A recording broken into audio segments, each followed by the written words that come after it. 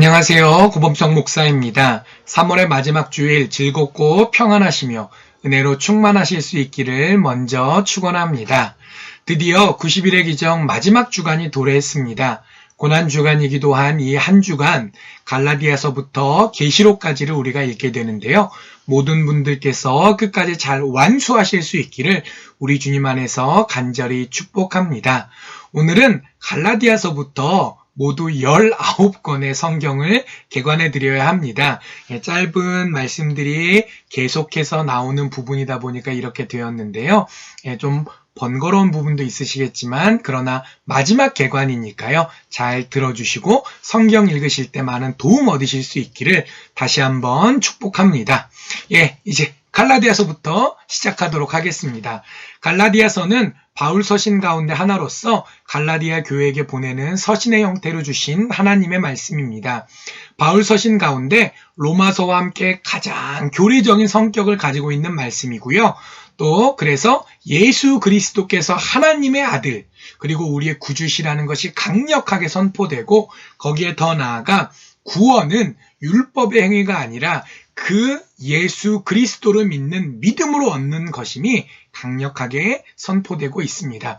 이 갈라디아서는 크게 보면 세 부분으로 나눠볼 수 있는데요. 각각의 부분이 2장씩으로 이루어져 있습니다. 첫 번째 2장까지 부분은 짧은 인사로 시작해서 복음과 또 바울의 사도직의 기원이 그 출발이 어떻게 되었는지를 이야기하는 부분이고요.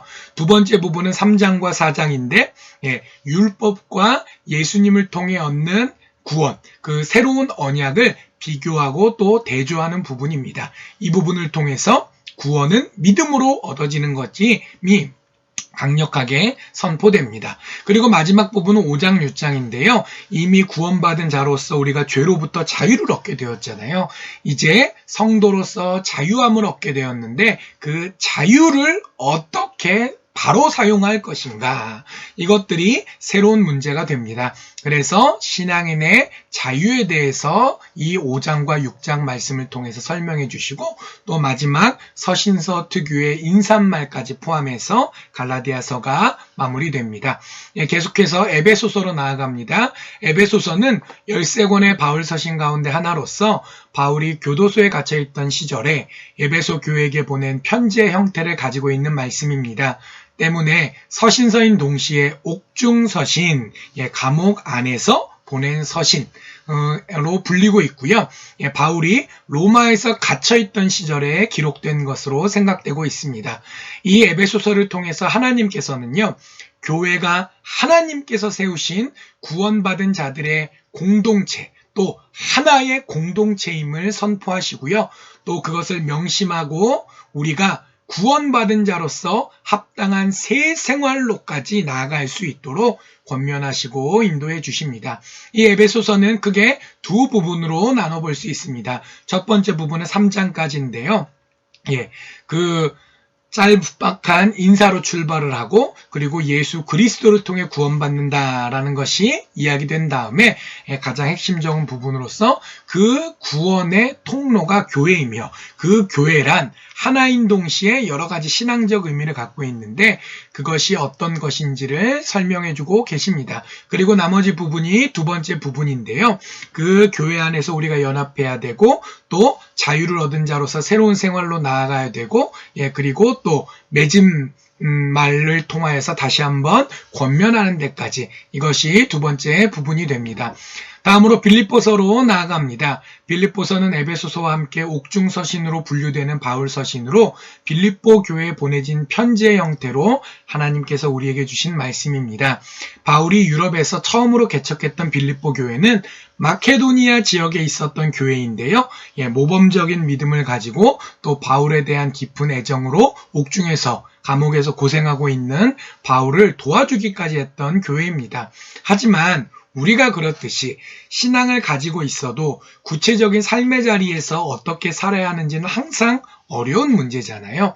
그래서 하나님께서는 바울을 통해 먼저 이 빌립보 교회에게 그 구체적인 상황 가운데 어떻게 해야 될지를 가르쳐 주시고 또 이것을 성경으로 우리에게 주셔서 이 시대를 살아가는 우리들에게도 신앙의 원칙에 대해서 가르쳐 주십니다. 이 빌립보서는 크게 네 부분으로 구성되어 있습니다. 첫 번째 부분은 1장 1절부터 26절까지의 부분인데요. 서신서의 모든 서신서가 그렇듯이 인사로 시작을 하고 또 여기서는 특별히 바울을 도와준 교회가 이 빌립보 교회다 보니까 바울이 현재 어떻게 지내고 있는지 근황에 대한 인사의 부분들이 담겨져 있습니다. 그게 전체의 첫 번째 부분입니다.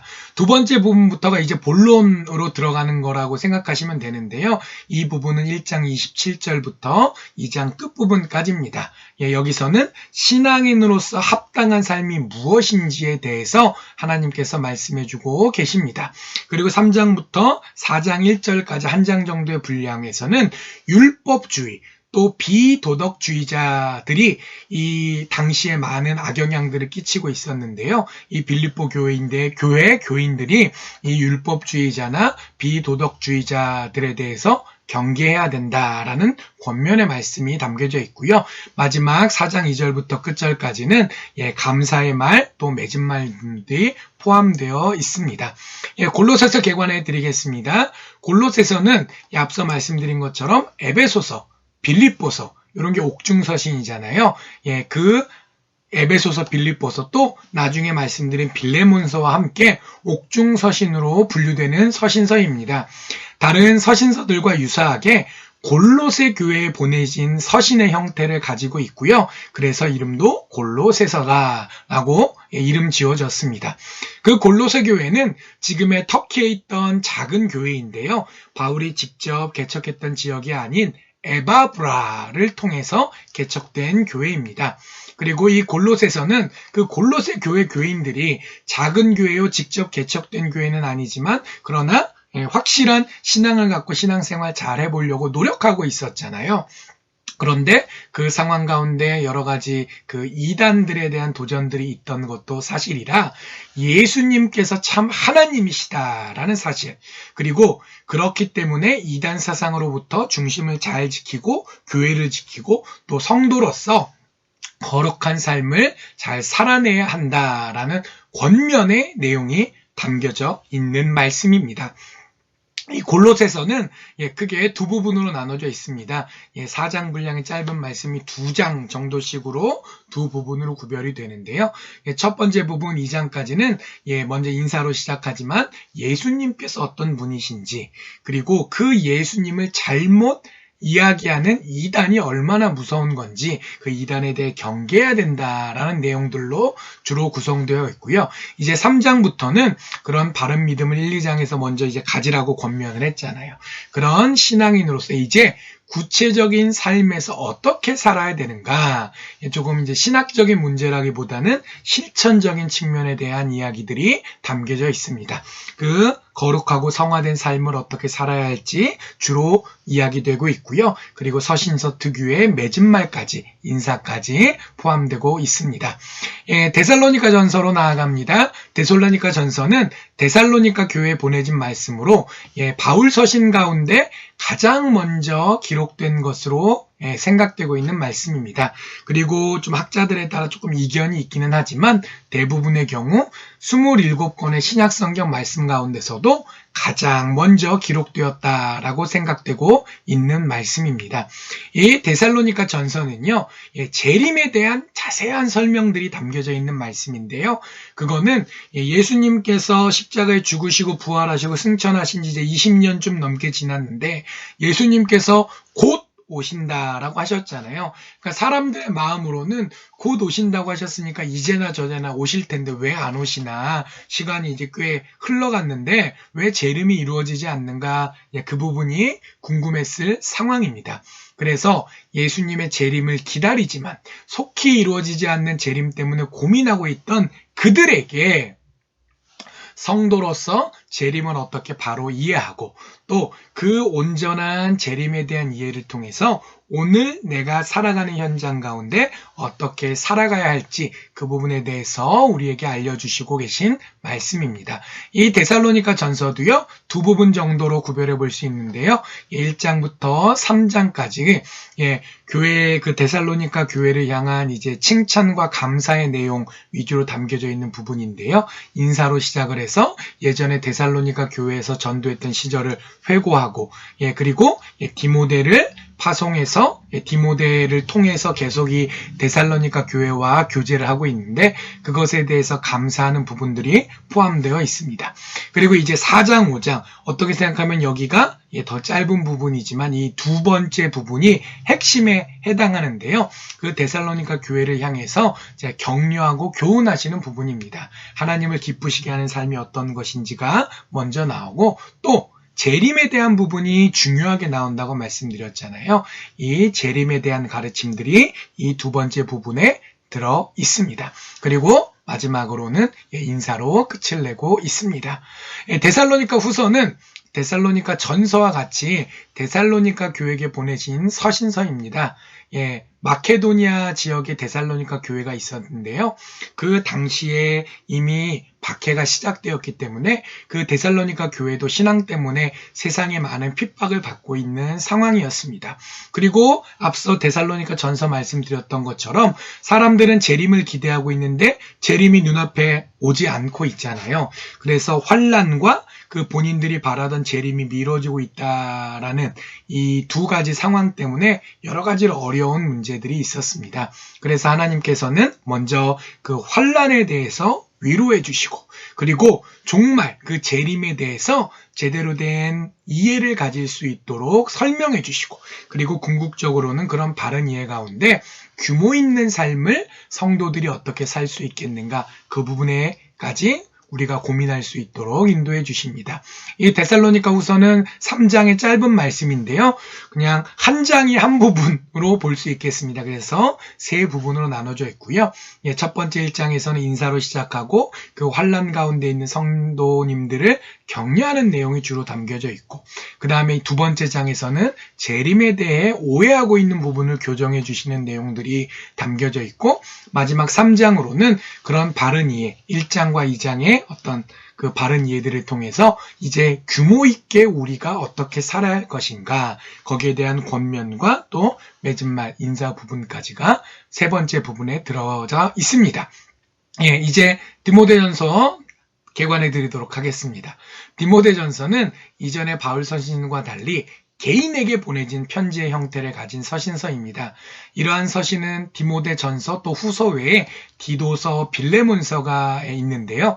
그 가운데 1차 수신자, 그러니까 가장 먼저 그 편지를 받은 그 사람이 목회자인 디모데전서, 디모데후서, 디도서 요 세 서신을 따로 목회서신으로 우리가 구분하기도 합니다. 이 디모데는 바울이 아들로 생각했던 목사님인데요. 바울이 에베소 교회를 개척하고 거기서 오랫동안 사역하고 참 애틋한 그 어떤 관계를 가지고 있었거든요. 그래서 바울이 이 디모데에게 에베소 교회에서 사역할 수 있도록 부탁을 했고 그래서 디모데가 바울을 어떻게 생각하면 대신해서 이 에베소 교회를 섬기고 있었습니다. 그런데 현실적으로 바울의 아들 그러니까 상대적으로 말하면 젊다는 얘기잖아요. 젊은 목회자가 거목 이 바울의 후대로 목회를 한다는 게 쉽지는 않았을 것 같습니다. 그래서 여러 가지 중요한 부분들에 대한 가르침들이 필요했는데요. 그래서 하나님께서는 먼저 디모데에게 바울을 통해서 목회자가 무엇을 유의해야 할지를 설명해 주시고요.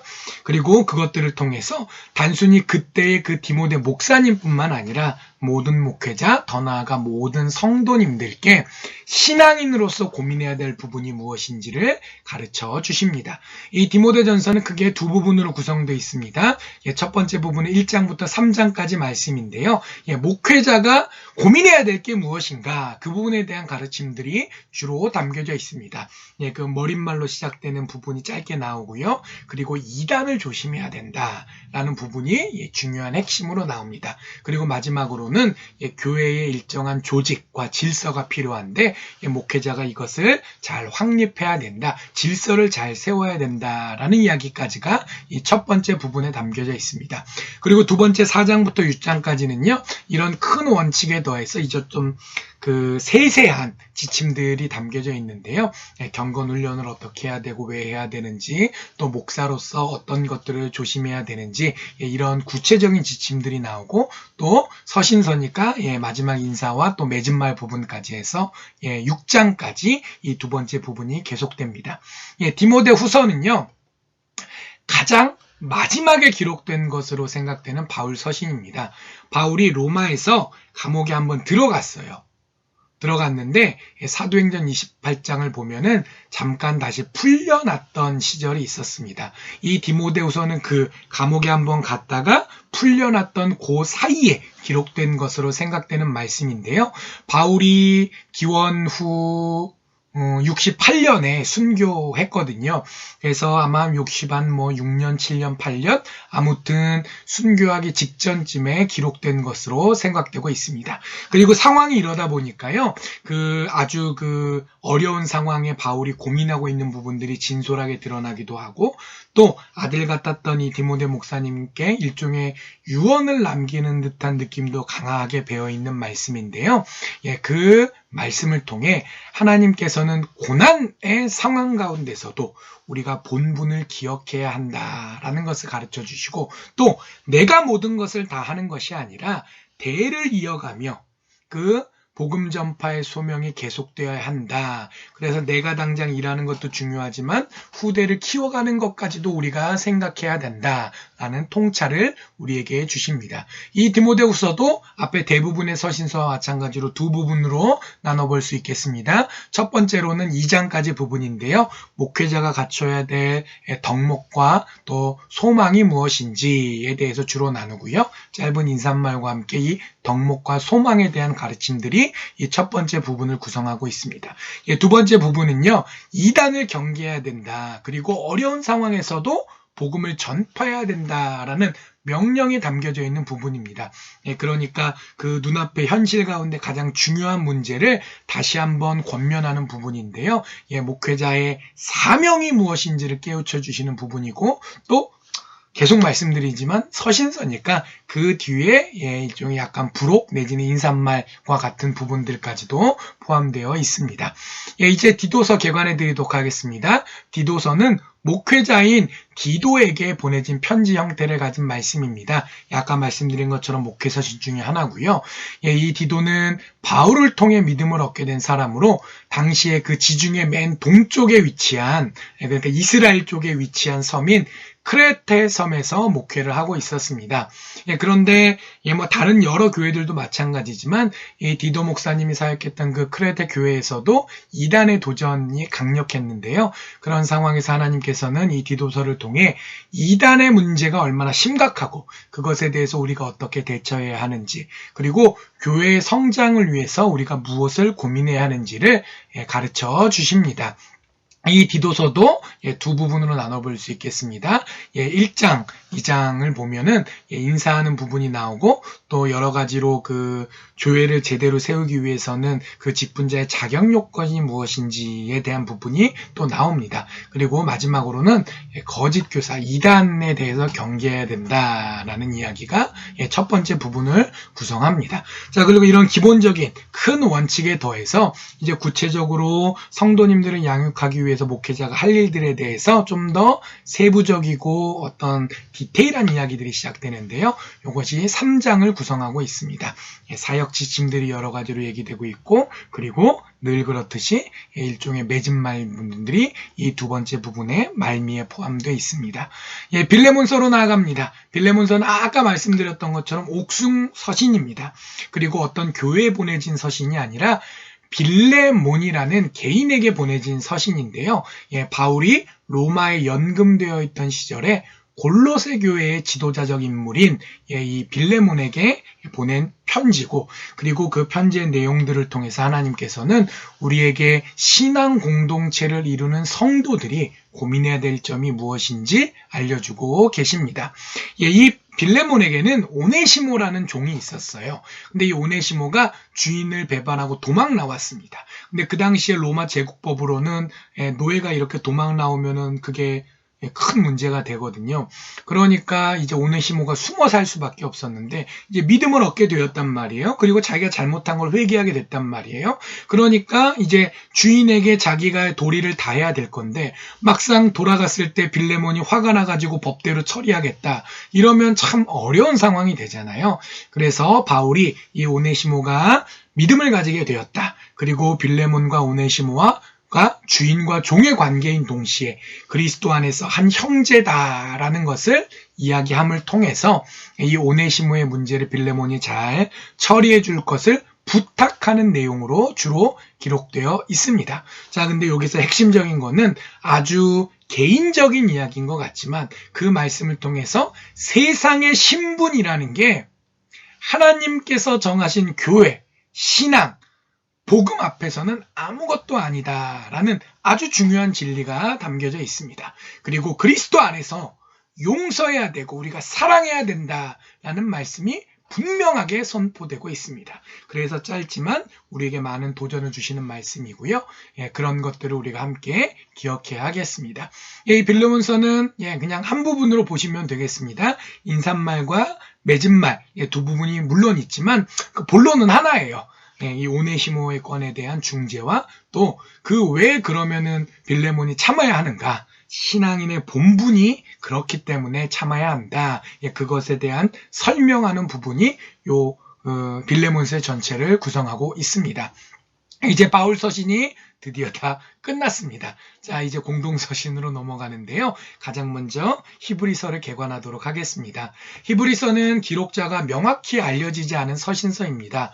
원문에 수신자들이 히브리인으로 되어 있기 때문에 히브리인은 그 이스라엘 사람들을 의미하는데요. 우리가 대한민국 사람이지만 한민족이라고 하는 것처럼 어떤 민족들이 호칭이 여러 가지가 있을 수 있잖아요. 그래서 이스라엘 사람들, 그 당대로 따지면 유대인들이겠죠. 유대인들을 히브리인이라고 불렀습니다. 그래서 이 수신자를 유대인들에게, 이스라엘 사람들에게 하지 않고 히브리인에게로 오늘 본문에 기록되어 있는데요. 그래서 이름이 히브리서로 지어졌다. 그것부터 아시면 좋을 것 같습니다. 1차 수신자로는요, 유대인 기독교들, 특별히 박해와 또 유대적인 어떤 전통, 또 그 당시에 여러 가지 문화 때문에 내가 기독교인이 되긴 했는데 유대교로 돌아가야 하는 고민하는 사람들이 있었어요. 그래서 그 사람들에게 주로 1차적으로 주신 말씀이고, 그리고 그런 어떤 1차 수신자의 상황 때문에 그 구약과 또 신약을 어떻게 연결해서 이해하는 건지, 또 구약에 계시되었던 것들이 예수님을 통해서 어떻게 실현되었는지, 또 믿음으로 구원받은 자로서 이제 기독교인들이 어떻게 생활해야 할 것인지에 대해서 자세하게 또 강하게 선포되고 있습니다. 히브리서는 크게 두 가지 부분으로 나눠볼 수 있겠습니다. 첫 번째 부분은 1장부터 10장까지인데요. 다른 서신서보다 좀 길잖아요. 그래서 크게 두 부분으로 구별되지만 세부적으로는 조금 더 이렇게 나눠볼 수 있는 부분들이 있습니다. 이 10장까지의 첫 번째 부분은요, 구약과 신약을 연결해서 설명하는 부분이고, 그 가운데 예수님께서 어떤 의미를 가지고 계신지, 예수님께서 얼마나 우월하신 분인지를 여러 가지 방법으로 설명하고 있습니다. 그래서 이 부분은 크게 네 가지 부분으로 다시 나눠볼 수 있는데요. 첫 번째 1장, 2장에서는 예수님과 천사를 비교하면서 예수님께서 천사보다 우월하신 참 구주시다가 선포되고, 또 3장부터 4장 13절까지는 이스라엘 사람들이 율법을 중요하게 생각했잖아요. 그리고 율법은 모세를 통해 주신 거잖아요. 그래서 예수님과 모세를 비교하면서 또 역시 예수님께서 모세보다 율법보다 우월하신 분이시다라는 것을 이야기하고 있습니다. 그 다음 세 번째 부분은 4장 14절부터 7장 끝절까지 계속되는데요. 또 예수님과 이번에는 제사, 또 제사장을 비교합니다. 그러니까 그 희생제사들, 또 그 제사를 드리는 제사장들이 중요한 사람이지만 예수님께서 그 모든 것을 뛰어넘으셔서 단번에 그 모든 제사의 필요성을 충족시켜 주신 분이시다 라는 부분이 이 부분에서 나오고요.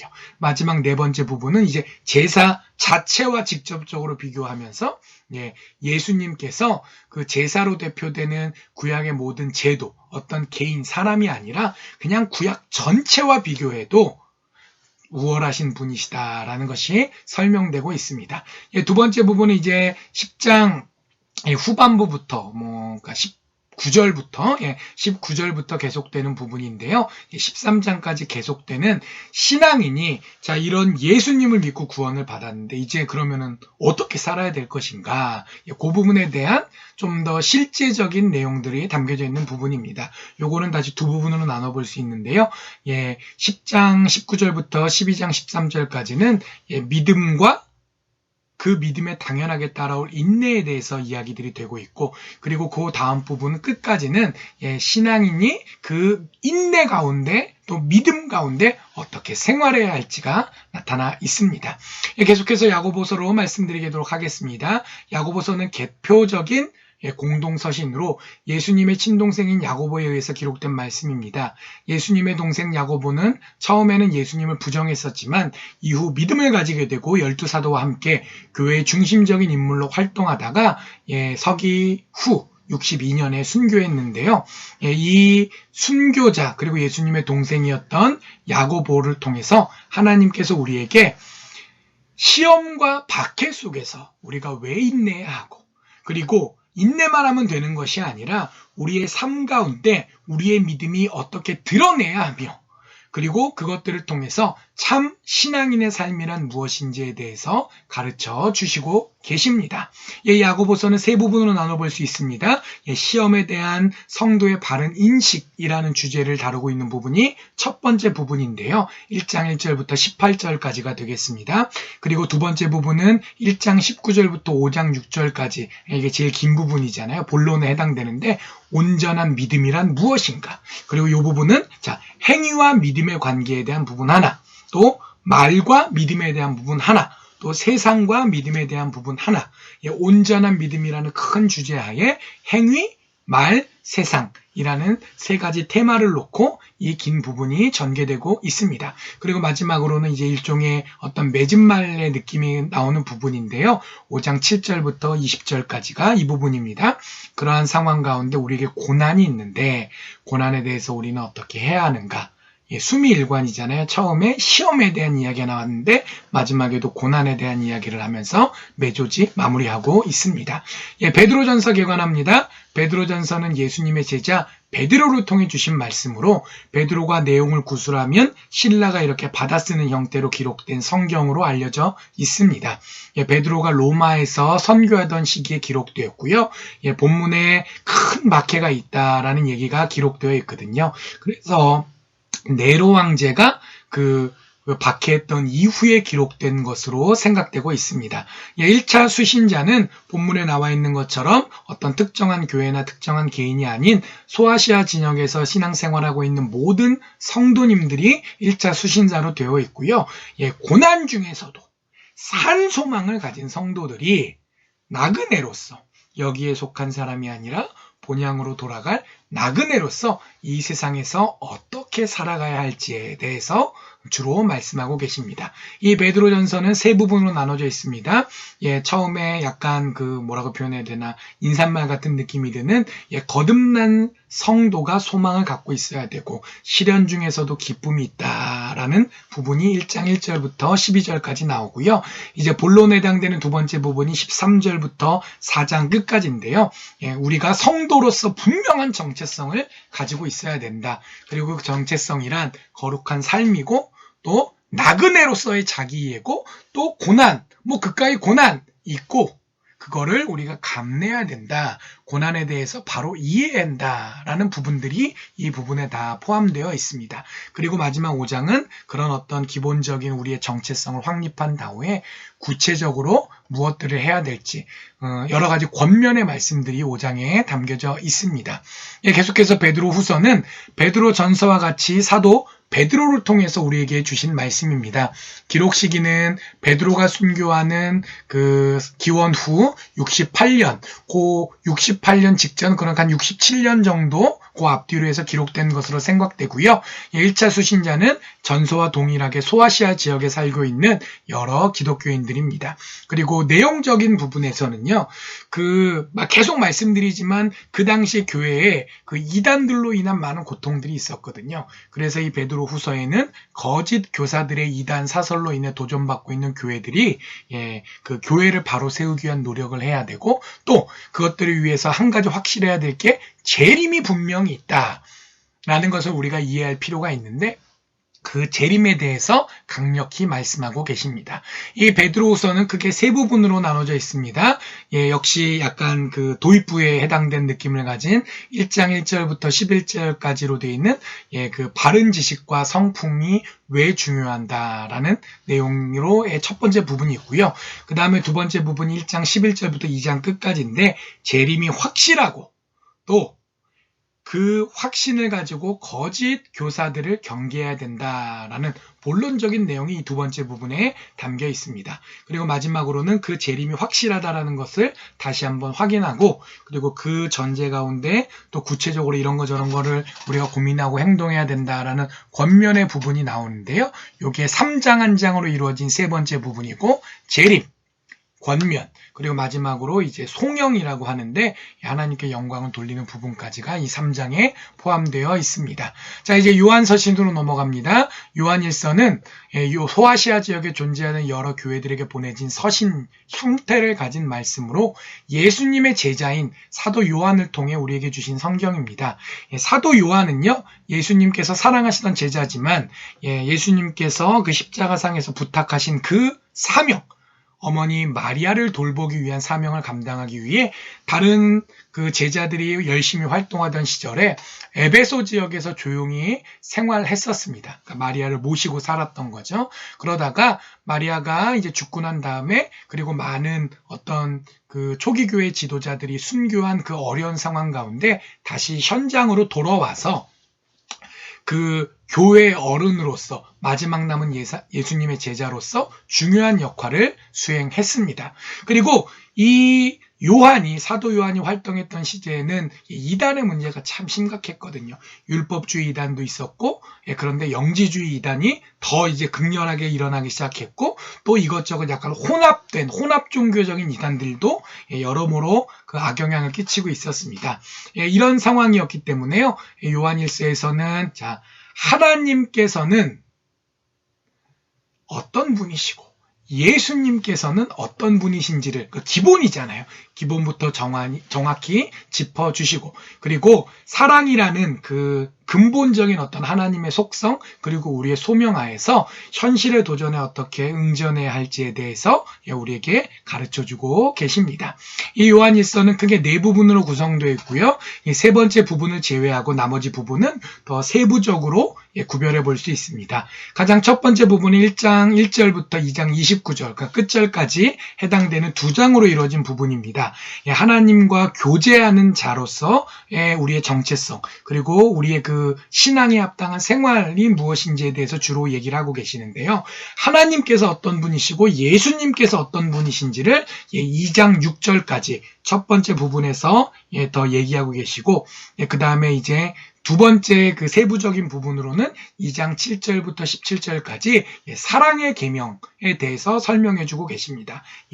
새 계명이 아니라 기존의 계명이다. 유명한 말씀이잖아요. 그 부분이 이 2장 7절부터 17절까지 부분에 담겨져 있습니다. 그리고 이런 기본 아래 적그리스도가 횡행하고 있다. 그래서 우리가 주의해야 된다라는 이제 경고의 말씀이 덧붙여지는데요. 이게 2장 18절부터 29절까지고, 이게 큰 틀에서 하나님과 교제하는 자로서 우리의 신앙과 생활에 대한 말씀으로 이해할 수 있습니다. 두 번째 부분은 3장 1절부터 4장 6절까지 해당되는 부분인데요. 다시 세부적으로는 세 부분으로 나눠볼 수 있습니다. 첫째는 3장 1절부터 12절까지 하나님의 자녀란 어떤 특징을 가지고 있는가, 그 부분들이 이야기되고요. 두 번째 부분은 참 사랑이란 무엇인가, 13절부터 24절까지 이야기되고 있습니다. 그리고 4장 1절부터 6절까지는 그런 사랑을 품되 분별도 해야 된다라는 경고의 말씀이 주어집니다. 세 번째 부분은 4장 7절부터 5장 3절까지 계속되는 부분입니다. 하나님의 사랑과 그 사랑의 계명에 대해서 짚어주고 계신 말씀인데요. 요거는 세부적으로 또 나눠볼 것 없이 크게 한 덩어리로 보셔도 될 것 같습니다. 그리고 마지막으로 큰 네 번째 부분은 다시 작은 두 개로 나눠볼 수 있는데요. 5장 4절부터 12절까지 세상을 이기는 믿음이 무엇인가에 대한 가르침이 나오고요.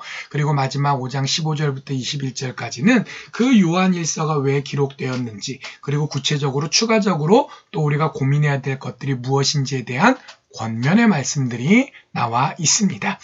요한일서는 요한일서와 같이 사도 요한을 통해 주신 서신 형태의 말씀입니다. 요한일서가 소아시아에서 신앙생활하는 기독교인이라는 조금 포괄적인 1차 수신자를 가진 반면에요. 요한일서는 정확히 이름은 나오지 않지만 택하심을 받은 부녀와 그의 자녀라는 구체적인 대상을 1차 수신자로 하고 있다는 점에서 그 두 서신서가 구별되는 특징이 있습니다.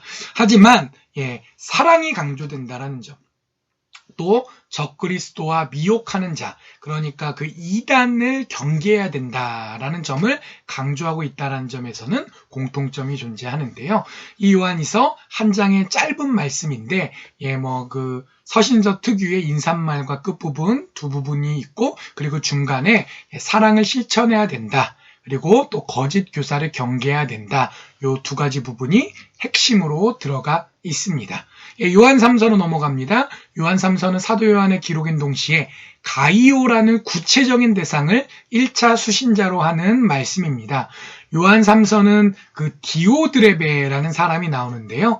이런 그 디오드레베로 대표되는 개인의 이익을 위해 교회를 해치는 사람에 대한 경고의 말씀이고, 또 그것들을 통해서 우리가 교회 내에도 얼마든지 악한 지도자가 있을 수 있구나. 그리고 우리가 바로 그 사익을 위해서 하나님의 복음을 곡해하는 사람이 될 수 있구나라는 것을 깨달을 수 있게 해주시는 말씀입니다. 이 요한 3서는 한 장짜리 짧은 말씀이잖아요. 인사와 또 마지막 부분 빼면 중간에 그 악한 지도자를 경계해라 라는 핵심 한 가지로 구성되어 있다라고 볼 수 있는데요. 5절부터 12절까지가 그 본론에 해당됩니다. 자, 이제 유다서로 넘어가도록 하겠습니다. 유다서는 예수님의 동생이었던 유다에 의해 기록된 말씀으로요. 요한일서, 요한 3서, 빌레몬서와 함께 한 장 분량으로 되어 있는 짧은 말씀입니다. 이 유다, 예수님의 동생 유다가 활동했던 상황에는요, 여러 번 말씀드린 것처럼 여러 이단들에 대한 문제가 심각했는데요. 특별히 영지주의 이단이 참 큰 악영향을 끼쳤습니다. 그래서 이 본문의 말씀의 대부분의 내용은 그 영지주의 이단에 대해서 우리가 주의하고 경계하고 또 대적해야 된다라는 내용들이 담겨 있는데요. 이런 영지주의 이단이 확장된 데는 나름의 그럴 만한 이유가 있었습니다. 당시 교회는 로마 제국이라는 그 국가 범위 안에 있었잖아요. 근데 그 로마가 군사적으로는 로마를 중심으로 한 이탈리아 반도가 중심지였지만 문화적으로는 그리스가 더 어떤 그 문화적인 영향력이 더 큰 상황이었습니다. 그러니까 우리가 로마를 그냥 로마로 띄우지 않고 로마 그리스를 붙여서 생각하게 되는 경우가 그래서 많은데요. 그러다 보니까 이제 그리스의 원래부터 내려오던 문화라는 게 많은 사람들에게 퍼져 있고, 그래서 복음을 이해하는 데 있어서도 그 세상에 널리 퍼져 있는 그 그리스식 생각이라는 게 이게 많은 영향을 끼칠 수밖에 없는 상황이었던 거예요.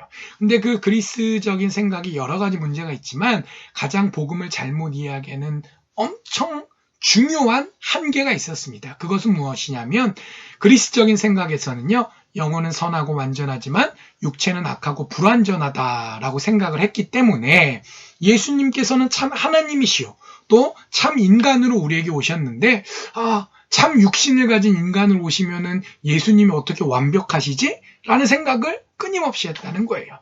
그래서 그런 생각을 하는 것까지야 뭐 어쩔 수 없다 치더라도 내가 그렇게 잘 이해가 안 되면 잘 이해가 안 되는 대로 멈춰야 되는데 많은 사람들이 자기의 고정관념을 더 중요하게 생각해서 아니다. 예수님께서는 전도된 대로 복음에 선포된 대로 참 인간으로 오신 게 아니다.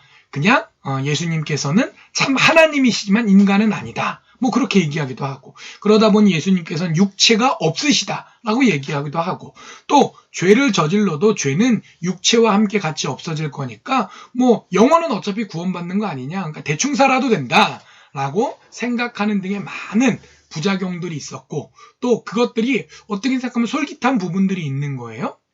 내 상식과도 맞닥뜨려지기도 하고 또 내가 죄를 지어도 상관없다 그러니까 얼마나 좋겠어요. 그래서 많은 사람들이 여기에 미혹됐습니다. 그래서 신약성경의 많은 부분들이 이런 영지주의 이단에 대해서 우리가 경계해야 된다라고 말씀하고 있는데요. 그 다른 어느 성경보다도 이 부분에 대해서 주목하고 강렬한 어조로 유다서는 그 영지주의 이단으로부터 교회를 지켜내야 한다. 라는 것을 선포하고 있습니다. 이 유다서는 인사말과 또 끝 마무리 부분을 빼고 나면 거짓 교사들에 대해서 내릴 심판을 경고하는 말씀 한 부분과 그리고 그런 거는 이제 그런 거고 또 우리가 성도로서 어떻게 살아야 될지를 권면하는 부분 세부적으로 보면은 두 부분으로 나눠볼 수 있습니다. 1장 1, 2절 인사 고요. 마지막 24절, 25절 두 절이 또 인사인데 3절부터 16절까지가 그 거짓 교사들에 대한 어떤 경고의 말씀이고요. 그리고 17절부터 23절까지 이 분량들이 훈계, 권면의 말씀이 담겨져 있는 부분입니다. 이제 드디어 마지막으로 요한계시록으로 들어갑니다. 요한계시록은 신약성경 유일의 예언서이자 묵시서로서 예수님의 제자 중 마지막까지 살아 사역했던 사도 요한을 통해 주신 말씀입니다. 사도 요한은 도미티안 황제 시절에 사형을 언도받았어요. 그래서 죽게 됐는데 그 사형이 집행됐는데 하나님께서 기적으로 살려주셨어요. 그리고 그래서 이제 사형을 면하게 된 어떤 은혜를 얻게 돼서 사형 대신 반모섬으로 유배를 가게 되었습니다. 본서는 그 요한계시록은 그 요한이 반모섬에서 유배되어 있을 때 하나님께서 계시해 주신 것들을 보고 기록한 내용인데요. 심판과 종말에 대한 환상을 담고 있고 또 뭐 다들 아시는 내용이겠지만 3장까지는 그래도 쉽게 이해할 수 있는데 환상의 내용이 본격적으로 시작되는 4장 이후부터는 큰 틀에서는 쉽게 이해할 수 있지만 세세한 부분에 있어서는 다 이해하기 어려운 복잡한 특징을 가지고 있는 말씀이기도 합니다. 하지만 그런 세세한 것 우리가 다 이해하지 못하더라도 큰 그림을 그릴 수 있어야 되는데요. 그것은 교회가 환난을 당연히 겪는다는 것. 그리고 그럼에도 불구하고 예수님께서는 재림하실 것이고 재림하실 때 그 모든 환난과 문제들이 해결될 것이라는 것. 그리고 예수님께서 재림하시면 기존의 역사가 종결되고 새 역사가 시작될 것이라는 것. 그리고 그 새로운 역사가 흘러갈 새로운 세상에서는 하나님께서 친히 통치하시고 우리를 돌보실 것이라는 것 등이 그 기본적인 큰 그림에 해당됩니다. 그래서 요한계시록을 읽으실 때 너무 디테일한 부분에 집착하지 마시고 큰 그림을 생각하시면서 읽으시면 은혜와 도움이 되실 줄 압니다. 이 요한계시록은 크게 4부분으로 구성되어 있습니다. 그리고 각각의 부분은 다시 세부적인 내용들로 살펴볼 수 있는데요. 그 내용들은 이제 말씀드리도록 하겠습니다. 제일 먼저 큰 1번을 보면요. 묵시가 시작되는 그 설명적인 부분입니다. 그러니까 실제의 내용이라기보다는 언제 어디서 왜 이런 말씀을 기록하게 됐는지 그것들을 설명해 주는 부분인데 요거는 다시 머릿말에 해당되는 1장 1절부터 8절까지의 부분과 그리고 1장 9절부터 20절까지 그 묵시를 하나님께서 기록하라고 하셔서 내가 기록하게 됐다라는 그 명령에 대한 설명의 부분까지 이 두 번째 부분으로 구성되어 있습니다. 그러니까 큰 1번에 두 부분이 나눠져 있다. 그걸 기억하시면 좋겠습니다. 예, 두 번째 부분은 소아시아 7교회에게 보내시는 말씀입니다. 예, 2장에서 3장까지 2장 분량으로 기록되어 있는데요. 이 부분은 따로 더 나누기도 어렵고 굳이 나누자면 교회별로 7개로 나눠야 되는데요. 그렇게까지 나누지는 않아도 될 것 같고요. 그냥 한 덩어리로 이해하셔도 될 것 같습니다. 자, 그리고 세 번째 부분이 이제 본격적인 환상이 시작되는 4장 이후의 부분인데요. 예, 이거는 다시 크게 두 부분으로 나눠볼 수 있습니다. 크게 두 부분이죠. 큰 세 번째 부분, 예, 요거는 장차 올 심판과 재앙들이 기록되어 있는 부분입니다. 예, 이 부분은 다시 4개로 나눠져 있는데요. 4장에서 5장까지는 하늘보좌와 어린 양에 대한 모습들이 그려져 있고, 그리고 작은 두 번째 부분이 6장부터 시작되는데 8장 5절까지 계속되는 7봉인, 그 인을 떼다라는 표현이 있잖아요. 그 봉인의 재앙에 대한 이야기가 작은 두 번째 부분으로 전개되고 있습니다. 그리고 그 7봉인이 끝나고 나면요, 7나팔이 나오죠. 그리고 재앙이 나오죠. 이게 8장 6절부터 15장 끝절까지 계속되고 있고요. 15장까지 이미 7번, 또 7번, 14번이나 이제 큰 일이 있었는데, 마지막으로 또 한 번의 7번의 재앙이 있습니다. 7 대접의 재앙이 16장 한 장 분량으로 나오고 있습니다. 자, 여기까지가 미래에 대한 어떤 환상의 본론에 해당되는 부분에서 큰 1번인 거죠. 주로 심판과 재앙에 대한 이야기들입니다. 그럼 마지막 전체 큰 네 번째 부분이고 17장부터 22장까지 전개될 내용은 무엇이냐? 최후의 심판과 새하늘과 새 땅의 이야기가 바로 여기서 전개됩니다. 먼저 17장에서 18장 2장 분량을 통해서 바벨론으로 대표되는 악의 세력이 멸망당하게 된다. 승리의 선포가 이루어지고요. 19장 20장에서는 재림과 또 최후의 심판, 이미 한 번의 큰 승리가 있었지만 정말 완전하게 도장 꽝 찍는 느낌으로 그 최후의 모든 과정들이 다 이루어졌다라는 것이 20장까지 선포됩니다. 그리고 21장부터 일단은 한 번이 끝난 거잖아요. 그래서 새하늘과 새 땅이 시작되는 부분들이 21장부터 시작되고, 요게 22장 5절까지 계속됩니다. 그리고 22장 6절부터 21절까지는 그 환상의 내용이라기보다는 일종의 어떤 전체의 맺은말, 계시록의 맺은말인 동시에 신약의 맺은말인 동시에 전체 성경의 맺은말로 우리가 마라나타라고 알고 있는데, 주 예수여 어서 오시옵소서 라는 내용이 담긴 마지막 부분이 있습니다. 자, 여기까지 모든 성경 말씀에 대해서 제가 13주에 걸쳐서 개관해 드렸습니다. 2권 혹은 3권씩 개관할 때는 좀 더 깊이도 이야기 드릴 수도 있고, 좀 들으실 때도 보실 때도 편안하게 보실 수 있었을 텐데요. 이 마지막 시간은 그 구약 마지막 부분의 다니엘부터 12소선지서 13권 했던 것보다 더 많은 19권의 성경을 개관해 드려야 하다 보니까 저도 숨가쁘게 달려왔고, 또 우리 보시는 여러 성도님들께서도 나름의 좀 어려움도 있으실 것 같습니다. 그럼에도 불구하고 찬찬히 살펴주셔서 감사드리고, 이것들이 처음 인사드릴 때 말씀드렸던 것처럼 성경 읽으시는데 도움이 되고, 또 그 성경을 단순히 의무로 읽는 것이 아니라 그 말씀들을 통해서 나의 신앙이 성장하고, 또 구원받은 자로서의 정체성을 확립하며, 또 축복의 통로로서 세상 가운데 그리스도의 향기를 선포해 나갈 수 있는 내가 되는데 큰 도움과 유익 되셨으면 좋겠습니다. 그런 은혜 함께 누릴 수 있는 우리 모두 되기를 우리 주님 이름으로 간절히 축복합니다. 감사합니다.